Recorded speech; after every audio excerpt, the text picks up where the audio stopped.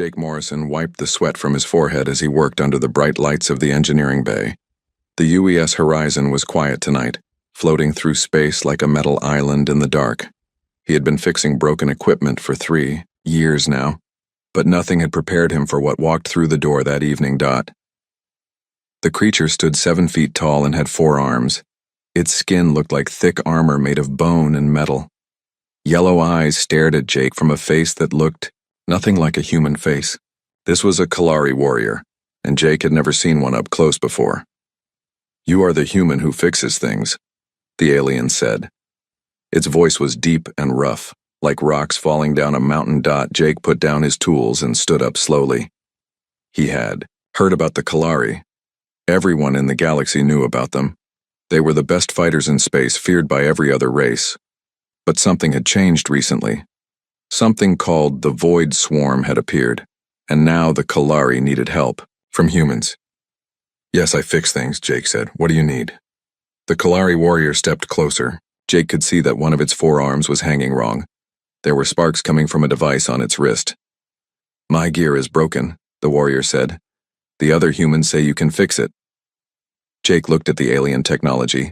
He had never seen anything like it before. The metal was smooth and seemed to glow with its own light. Wires and tubes connected different parts, but they looked nothing like human wires. "What is your name?" Jake asked. The warrior paused for a moment.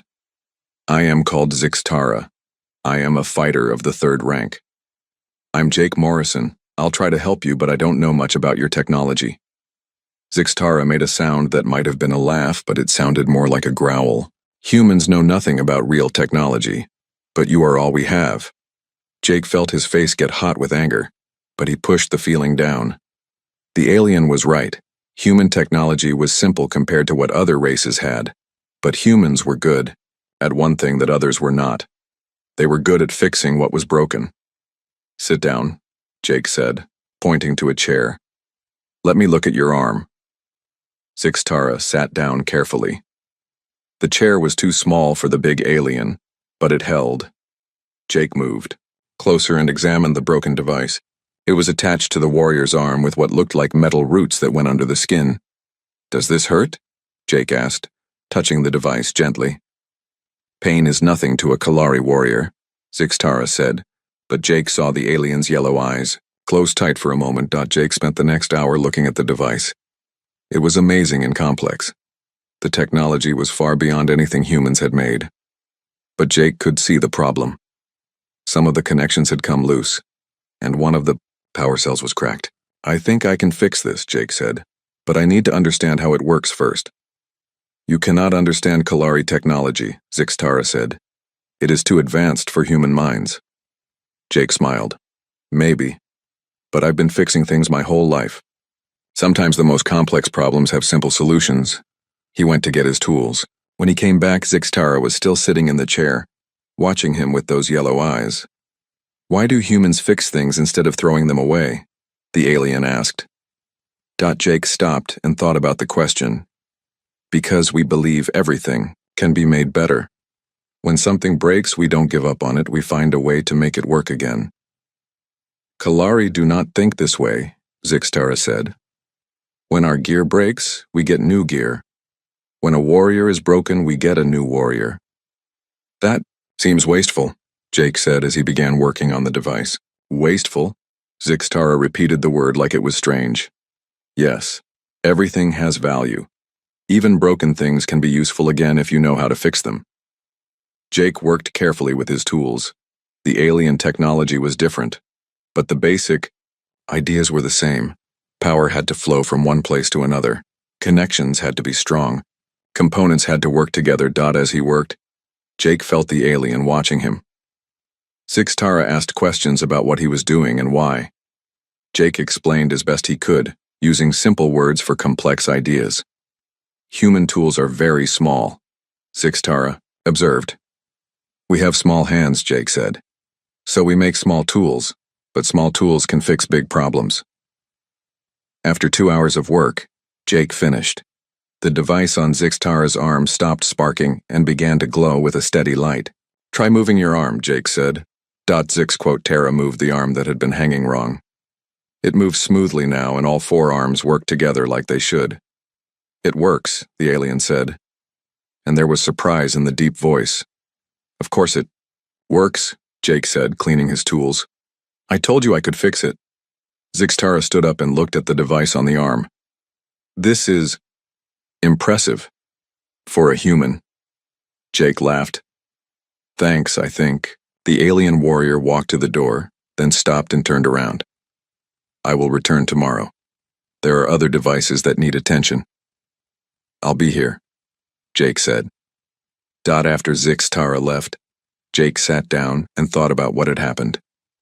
He had just fixed alien technology that was supposed to be beyond human understanding, but more than that, he had talked with a Kalari warrior like they were just two people working on a problem together.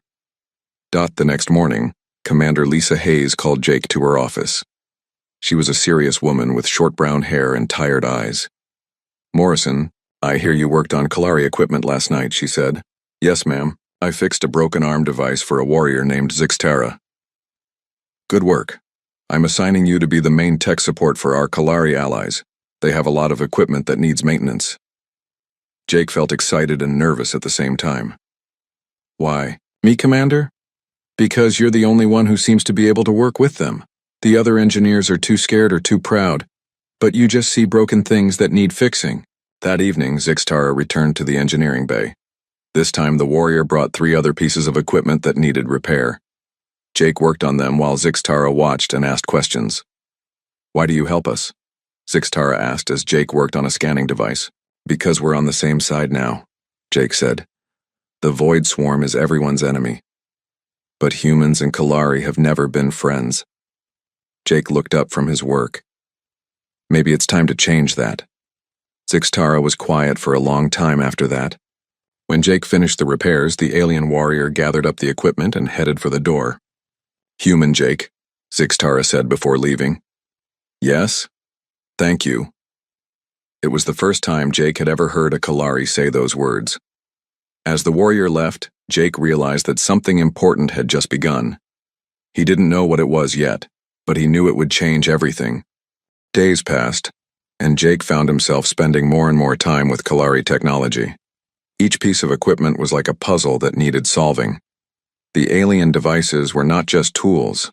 They were works of art that had been crafted over many years. Tara came to the engineering bay every evening now. At first, she would just drop off broken equipment and leave. But slowly, she began to stay longer, watching Jake work and asking questions about human methods. Your people make everything. So simple, Zixtara said one night as Jake repaired a weapon that could cut through metal. Simple usually works better, Jake replied, not looking up from his work. Complex things break more often. But simple things are weak, the alien warrior said. Jake stopped working and looked at her. Are they? This weapon of yours is incredibly complex, but it broke when you dropped it. My simple hammer has never broken, and I've had it for 10 years. Zixtara thought about this for a moment. I never considered that strength could come from simplicity. As the days went by, Jake learned more about how Kalari technology worked. The devices were not separate from their users. They were connected directly to the alien nervous system. Each piece of equipment grew and changed with its owner over many years, becoming a part of their body. This is why we cannot easily replace our gear, Zixtara explained as Jake worked on her chest armor. It takes decades for new equipment to bond with a warrior. That's amazing, Jake said. The armor learns from you. Yes, and I learn from it. We become one mind, one body. Jake understood now why the aliens were so upset when their equipment broke. It was like losing a part of themselves. No wonder they had been suspicious of human repair work at first. One morning, Captain Ryan Burke called Jake to the command center. The captain was a big man with gray hair and scars on his hands, from his days as a fighter pilot. Morrison, I have a special assignment for you, the captain said. We need to upgrade our defensive systems. The Void Swarm attacks are getting stronger. What kind of upgrades, sir? That's where your Kalari friend comes in. I want you to work with Zixtara to combine human and alien technology. See if you can make something better than what either of us has alone. Jake felt excited about the challenge. When do we start? Right now. The next attack could come at any time. Jake found Zixtara in the ship's training room, practicing with weapons that moved faster than human eyes could follow. When she saw Jake, she stopped and walked over to him. "Captain Burke wants us to work together on the ship's defenses," Jake said. Zix quote. Tara tilted her head, which Jake had learned was how Kalari showed confusion. "Work together? But you are not a warrior." "No, but I understand how things work. And you understand how to fight. Maybe together we can build something neither of us could make alone." They spent the next week in the engineering bay working side by side. Jake learned that Kalari weapons were powered by the warrior's own life energy, making them incredibly strong but also very tiring to use. Human weapons were weaker but could fire for much longer periods. "What if we combined them?" Jake suggested. "Use human power systems with Kalari targeting systems." Zixtara considered this. It might work, but the targeting system must bond with the user. Humans cannot bond with Kalari technology. "Maybe we don't need to bond completely," Jake said. "Maybe we just need to understand each other." As they worked, other crew members began to notice the strange partnership. Engineer Paul Roberts stopped by one afternoon and watched Jake and Zixtara installing new components in the ship's main gun. "Never thought I'd see a human and a Kalari working together like this," Paul said to Jake later. "She's not so different from us," Jake replied. "She wants to protect her people, just like we want to protect ours." Medic Amy Collins was less sure about the friendship. "Be careful, Jake," she warned. "Kalari are warriors. They don't think about things the same way we do." But Jake had begun to see changes in Zixtara. The alien warrior spoke more softly when they were alone. She asked questions about human emotions and relationships. She even started to show what Jake thought might be humor. "Why do humans make jokes when they are scared?" she asked one evening, as they worked on shield generators. "It helps us feel better," Jake said. "Laughter makes fear smaller." "Kalari do not laugh," Zixtara said. "Maybe you should try it sometime." The alien warrior made a sound that was almost like a chuckle. "Perhaps I will." Their biggest test came during a sudden void swarm attack. The ship shook as alien weapons hit the hull. Alarms rang throughout the corridors and crew members ran to battle stations. Jake and Zixtara were in the engineering bay when the attack began. The new weapons they had built were ready, but they had never been tested in real combat. "This is it," Jake said, activating the hybrid defense system. "Let's see if our work paid off." The Kalari targeting system locked onto enemy ships faster than anything humans had ever built. The human power systems allowed the weapons to fire continuously without stopping. Together, they created a defense that was stronger than either. Race could have managed alone. The Void Swarm ships were surprised by the new weapons. They had been expecting standard human defenses, not the hybrid technology that Jake and Zixtara had created.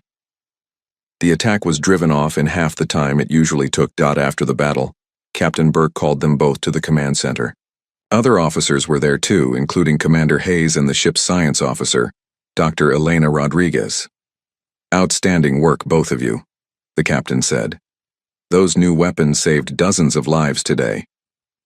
Jake felt proud, but he noticed that Zixtara seemed uncomfortable with the praise. Later in the engineering bay, he asked her about it. "Kalari warriors do not seek praise," she said. "We do our duty, nothing more." "But you should be proud of what we accomplished," Jake said. "We created something new, something that never existed before." Zixtara was quiet for a long moment. "I have never created anything before," she said finally. "Kalari warriors only destroy." "Well, you're more than just a warrior now," Jake said. "You're an engineer too." For the first time since Jake had known her, Zixtara seemed truly surprised. She looked at her 4 hands as if seeing them differently. "An engineer," she repeated slowly. "I had not thought of myself in that way." That night, as Jake finished cleaning his tools, Zixtara lingered in the engineering bay longer than usual. She seemed to want to say something but couldn't find the words. "Is everything okay?" Jake asked. "I have been thinking about what you said," Zixtara replied. "About being more than a warrior. In Kalari society, we are born to one purpose and never change. But working with you, it makes me wonder what else I might be capable of." Jake smiled. That's the great thing about learning. Once you start, you never know where it will take you. As Zixtara left that night, Jake realized their relationship had changed. They were no longer just a human and an alien working together out of necessity. They had become something like friends. And friendship, Jake knew, was just the beginning of much bigger changes to come. The next morning brought news that more Void Swarm fleets had been spotted in nearby systems. The war was getting worse, and everyone on the ship knew that bigger battles were coming. But Jake felt ready for whatever came next. He had a partner now, someone who understood the value of building instead of just fighting. And Zixtara, for the first time in her life, was learning that there was more to existence than war. She was discovering the joy of creation, of solving problems with her mind instead of her weapons. It was a dangerous discovery for a Kalari warrior, but also a wonderful one. Weeks had passed since Jake and Zixtara first worked together. What had started as simple equipment repairs had become something much deeper. The alien warrior now spent most of her free time in the engineering bay, learning about human technology, and sharing stories about Kalari culture. Jake had learned that Kalari society was very strict. Warriors were trained from birth to fight and nothing else. They were not allowed to show emotions or form close friendships. Everything was about duty and honor and following orders. We are taught that emotions make warriors weak, Zixtara explained one evening as they worked on upgrading the ship's communication system. A warrior who feels too much cannot make the hard choices that battle requires. But don't you ever get lonely? Jake asked. Zix quote. Tara paused in her work. Lonely? I do not understand this word. Jake tried to explain. It's when you want to be close to someone, to share your thoughts and feelings, but you have no one to share them with. The alien warrior was quiet for a long time. Perhaps, she said finally. I have always been lonely, but did not know the word for it. Their conversations had become more personal as the weeks went by. Zixtara asked many questions about human relationships and emotions. She wanted to know about friendship, about love, about the bonds that humans formed with each other. Why do humans choose to bond with one person for life? She asked one night. Not all humans do that, Jake said. But when they do, it's because they find someone who makes them feel complete, someone who understands them better than anyone else. This sounds dangerous, Zixtara said. What happens if that person is lost in battle? Then the other person grieves, Jake said. But most humans think the joy of love is worth the risk of loss. Zixtara seemed fascinated by this idea. She asked more questions about human emotions, about how people fell in love, about what it felt like to care deeply for another person. Jake found himself looking forward to these conversations more and more. When Zixtara was not in the engineering bay, he felt like something was missing. When she was there, even the most difficult repair work seemed easier and more enjoyable. One night, Zixtara came to the engineering bay with her environmental suit badly damaged. There were holes in the chest area and the life support systems were failing. What happened? Jake asked, concerned. Training accident, Zixtara said, but Jake could see pain in her yellow eyes. The suit was damaged when I fell during combat practice. Jake examined the damage. It was worse than it looked. The environmental suit was connected directly to Zixtara's body, through tubes and wires that went under her skin. Repairing it would require working on the internal components while she was still connected to the system. This is going to be very delicate work, Jake said. I'll need to access the internal systems while you're conscious and connected. It might be uncomfortable. Pain means nothing to a Kalari warrior, Zixtara said, but her voice was quieter than usual. It's not about pain, Jake said gently. It's about trust. I'll be working inside what is essentially part of your body. You'll have to trust me completely. Zixtara looked at him for a long moment. I do trust you, human Jake, more than I have ever trusted anyone. Jake felt something warm in his chest when she said that.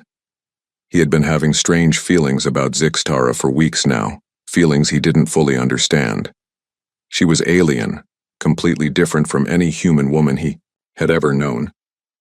But there was something about her intelligence, her curiosity, her gradual discovery of emotions that drew him to her. The repair work took hours. Jake had to work very carefully, his hands moving inside the environmental suit while Zixitara remained perfectly still. The intimacy of the situation was overwhelming. He could feel her pulse through the connections, could sense her breathing as he worked. Tara watched his face as he worked, her yellow eyes never leaving his. She seemed to be studying him, learning something new about humans or about herself. "You are very gentle," she said softly as Jake worked on a particularly delicate connection. "Kalari hands are not gentle. We are made for fighting, not for this kind of careful work." "Gentleness is not weakness," Jake said, concentrating on his work. "Sometimes the most important things require the softest touch." As he worked, Jake became more and more aware of how close they were. He could smell the strange but not unpleasant scent of her alien skin. He could see the way the light reflected off her armor-like exterior. He could feel the warmth from her body. It was during this moment of intense concentration and intimacy that Zixitara asked the question that changed everything. "Human Jake," she said, her voice trembling in a way he had never heard before. "Do you love me?" Jake's hands stopped moving. His heart began beating faster. The question hit him like a physical blow, not because it was unwelcome, but because it forced him to confront feelings he had been trying to ignore.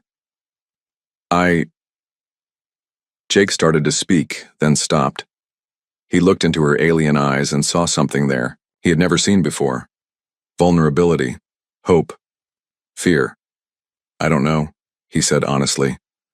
"I've never felt this way about anyone before, human or alien, but what I feel for you, it's stronger than friendship. It's something I don't have words for." Zixitara's breathing became irregular.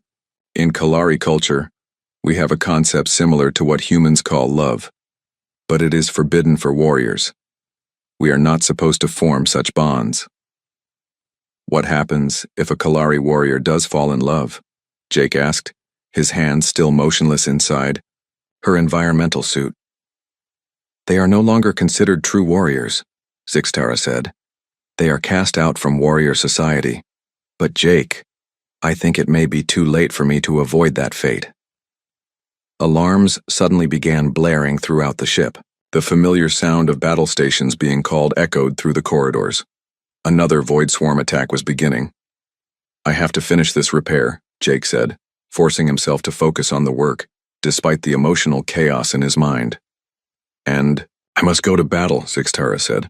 "We will have to continue this conversation later." But as Jake worked frantically to complete the repairs, he could feel the tension between them.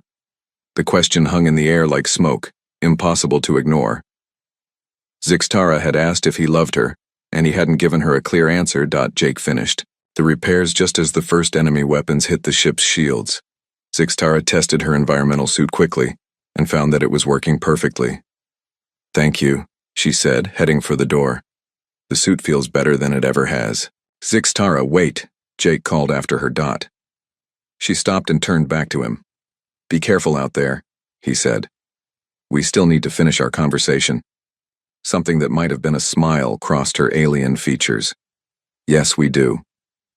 After she left, Jake stood alone in the engineering bay, his hands shaking slightly.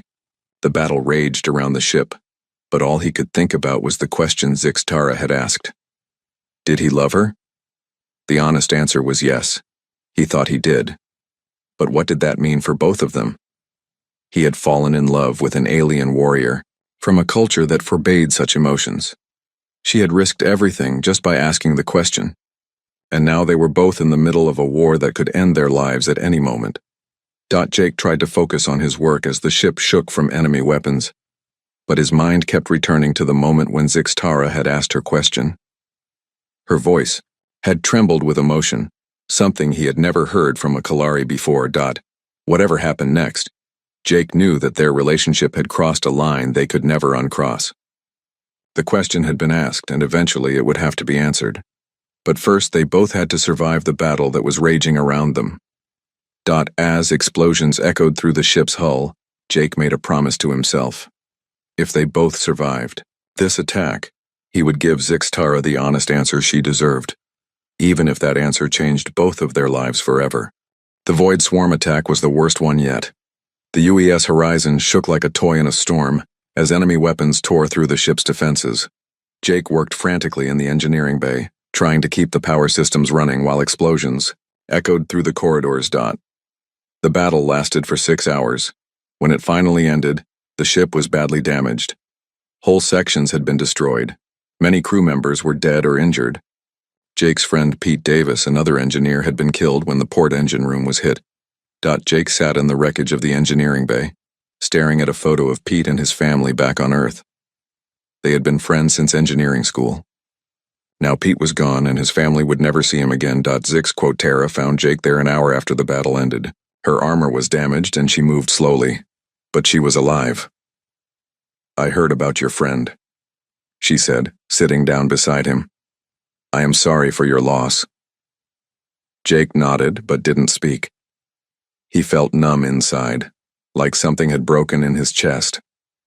"In Kalari culture, we honor the fallen by speaking their names," Zixtara said. "Will you tell me about Pete Davis?" So Jake talked about his friend. He told Zixtara about Pete's terrible jokes, about his love for ancient music, about how he always volunteered for the most dangerous repair jobs. Talking helped a little. "He sounds like he was a good warrior," Zixtara said. "He was a good man," Jake corrected. "He wasn't a warrior. He was an engineer, like me. He just wanted to fix things and go home to his family." Zixtara was quiet for a moment. Perhaps there is no difference between a warrior and someone who fights to protect what they love. That night, as Jake tried to sleep, he thought about death and loss and what really mattered in life. The war was getting worse. Any of them could die in the next attack. Time was running out for everything, including his feelings for Zix Tara. Next day, Zixtara came to find him in the rebuilt engineering bay. She seemed nervous, which was strange for a Kalari warrior. "Jake, there is something I must tell you," she said. "About the question I asked you before the battle." "What about it?" Zixtara sat down across from him. "I need you to understand what it means for my people. Kalari can form what you might call love bonds, but only once in our lifetime. If the bond is not returned, we can never feel that way again about anyone else." Jake felt like someone had dropped ice into his stomach. "What are you saying?" "I am saying that if you do not feel the same way about me, I will spend the rest of my life alone. It is not a choice. It is how our biology works." The weight of this knowledge crushed down on Jake. Zixtara had risked everything by asking her question. If he said no, she would never be able to love anyone else for the rest of her very long life. "Why didn't you tell me this before?" Jake asked. "Because I wanted your answer to be honest, not given out of pity." Before Jake could respond, Commander Hayes appeared in the doorway. Her face was serious, and Jake could tell she had heard at least part of their conversation. "Morrison, I need to speak with you privately," she said. Jake followed the commander to her office. She closed the door and turned to face him. "I know about your relationship with the Kalari warrior," she said. "As your commanding officer, I have to tell you that this is extremely dangerous." "Dangerous how?" "Think about it, Morrison. We're in an alliance with the Kalari military. If their warriors start forming emotional bonds with humans, it could cause political problems. Some people might see it as humans trying to control or manipulate our allies." Jake felt angry. "That's not what this is about. I know that. But others might not see it the same way." Commander Hayes sat down at her desk. "There's also the question of regulations. Fraternization between different species isn't covered in our rule book because no one ever thought it would happen." "So what are you saying?" "I'm saying be very careful for both your sakes." But that afternoon, everything changed again. Dr. Elena Rodriguez, the ship's science officer, called Jake to the medical bay. She was a small woman with gray hair and excited eyes. "Jake, I need to show you something amazing," she said, leading him to her laboratory. Dr. Rodriguez had been studying Kalari biology since they joined the human fleet. Her lab was full of alien tissue samples and computer displays showing brain scans. "I've been analyzing the neural patterns of Kalari, who have formed bonds with humans," she said. "The results are incredible." "What kind of results?" Dr. Rodriguez pulled up a holographic display showing brain activity. "When a human and a Kalari form an emotional connection, their neural patterns begin to synchronize. They create a kind of shared consciousness." Jake stared at the display. What does that mean? It means their minds become partially connected. They can sense each other's emotions, sometimes even each other's thoughts. And Jake, this connection creates a unique neural frequency that the void swarm can't penetrate. Can't penetrate how? The void swarm feeds on psychic energy from bonded pairs of all species, but human Kalari bonds create a frequency that confuses them. It's like a psychic firewall. Jake felt his heart racing. Are you saying that emotional bonds between humans and Kalari could be a weapon against the void swarm? Potentially, yes.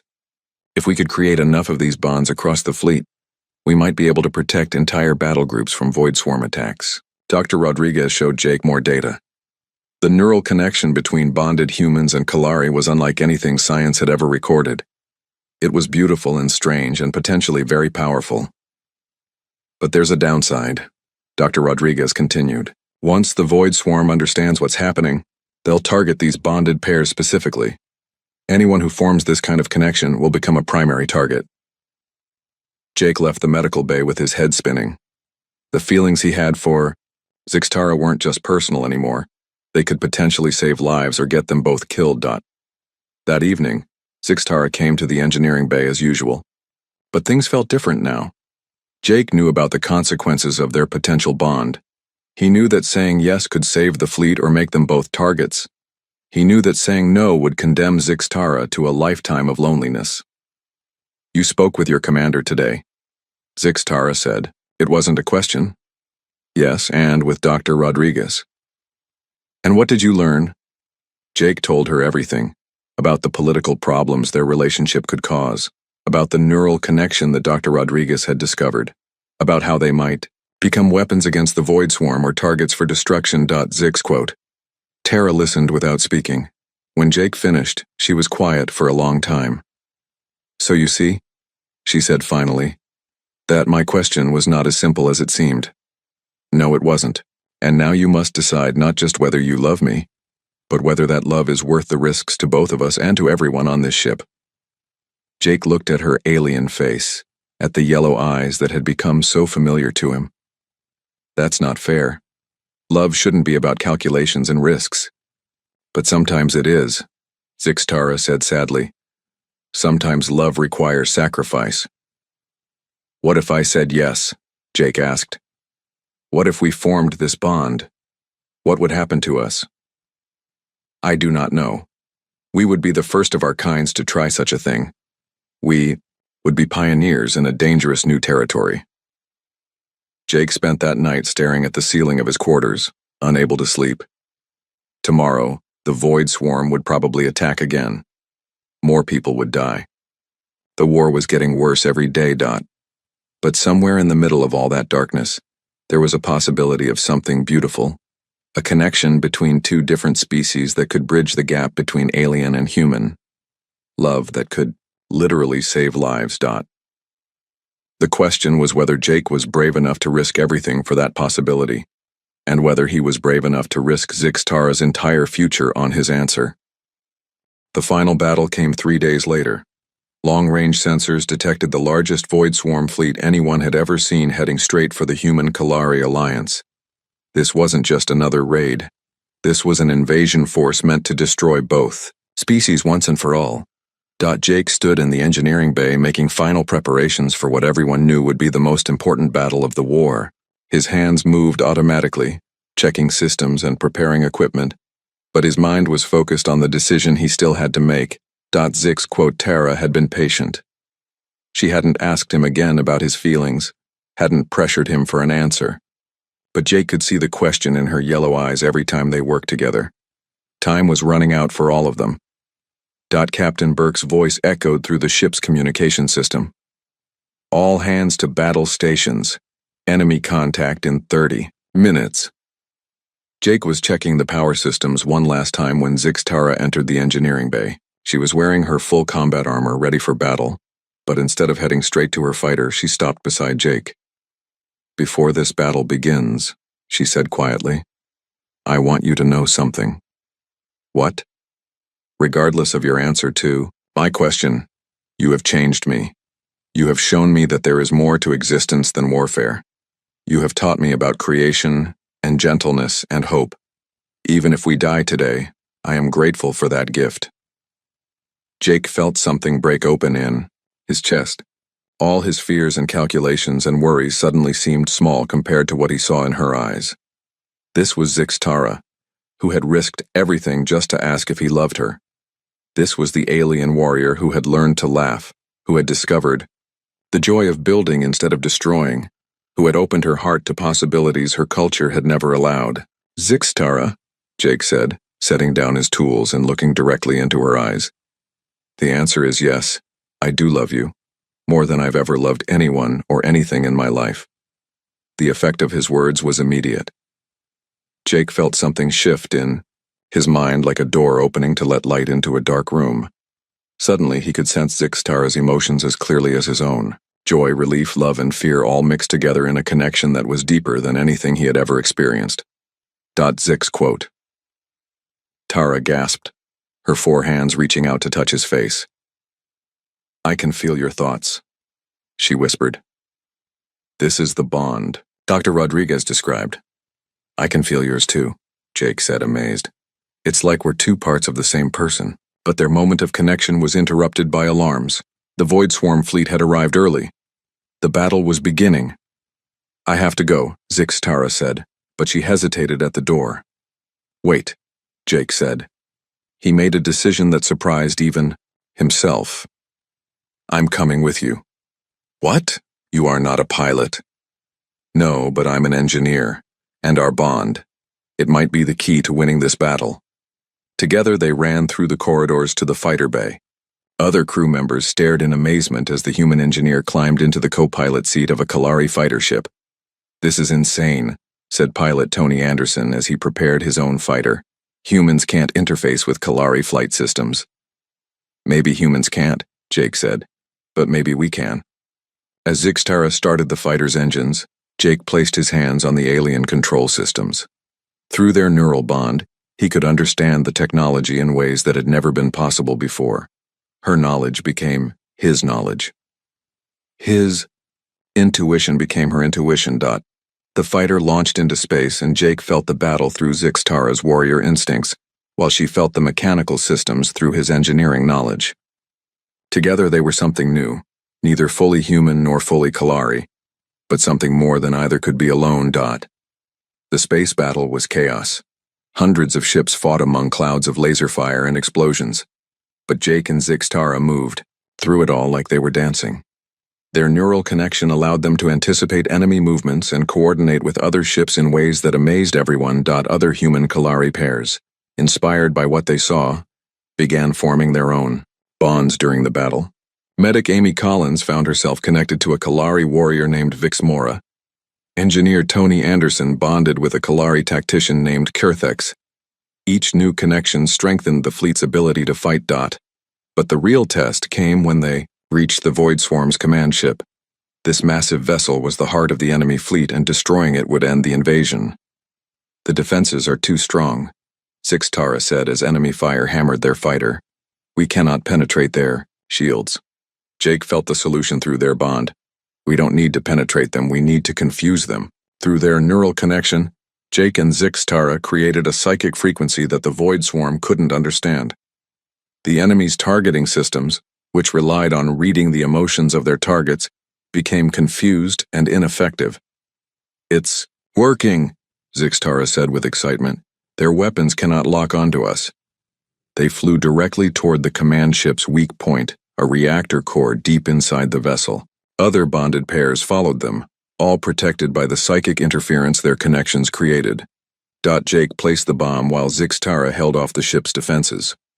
As they escaped, the command ship exploded in a flash of light that could be seen across the entire battle zone. With their command ship destroyed, the Void Swarm fleet fell apart.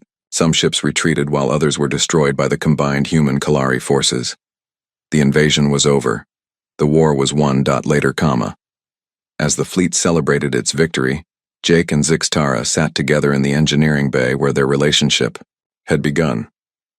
The room had been repaired after the battle, and Jake was working on a new project, a device that combined human and Kalari technology in ways that neither species had thought possible. What are you building? Zixtara asked, watching him work. Something new, Jake said. Something that could only exist because we learned to work together. The device was beautiful, combining the elegant curves of Kalari design with the practical simplicity of human engineering. It was a symbol of what they had achieved together, not just as individuals but as representatives of two species learning to understand each other. Commander Hayes appeared in the doorway. She had come to tell them that the alliance between humans and Kalari had been made permanent. The success of the bonded pairs had proven that the two species could not only work together, but become something greater than either could be alone. You two started something important, she said. Dozens of human-Kalari bonds have formed across the fleet. You've changed the course of history. As night fell on the ship, Jake and Zixtara found themselves alone in the engineering bay once again. The room was quiet except for the gentle hum of the ship's engines. Do you ever regret your choice? Zixtara asked. Bonding with an alien warrior means you can never have a normal human life. Jake smiled and took her four-fingered hand in his two human ones. What's normal about any of this? We're traveling between stars, fighting aliens, and building impossible technologies. Nothing about our lives is normal. But do you miss what you gave up? Jake thought about it seriously. I gave up the possibility of a simple life, but I gained something I never expected. A partner who understands me completely, who shares my thoughts and dreams and hopes. How could I regret that? Zixtara made the sound that Jake now knew was her way of laughing. My people have a saying, a warrior who fights alone may be strong, but two warriors who fight as one are invincible. I like that saying. As Jake continued working on his project, Zixtara asked quietly, Do you still love me, human? It was the same question she had asked weeks ago, but now Jake was ready with his answer. More than you could ever know, he said, and more every day. Through their bond, Zixtara felt the truth of his words as clearly as if they were her own thoughts. Love, it turned out, was not something that could be measured or calculated. It was something that grew stronger when it was shared, something that became more powerful when it bridged the gap between different worlds. Jake finished his work and activated the device. It glowed with a warm light that seemed to contain both human determination and Kalari grace. Like their love, it was something new in the universe, something that could only exist because two very different beings had chosen to trust each other. Outside the engineering bay windows, stars wheeled past as the UES Horizon traveled toward new adventures. The war was over, but the real journey was just beginning. Jake and Zixtara had proven that love could transcend the boundaries between species, that understanding could grow from the most unlikely places. In the end, that was the most human thing of all. The refusal to accept that differences were barriers, the insistence that connection was possible even across the vast spaces between worlds. It was a lesson that would reshape the galaxy, one bond at a time.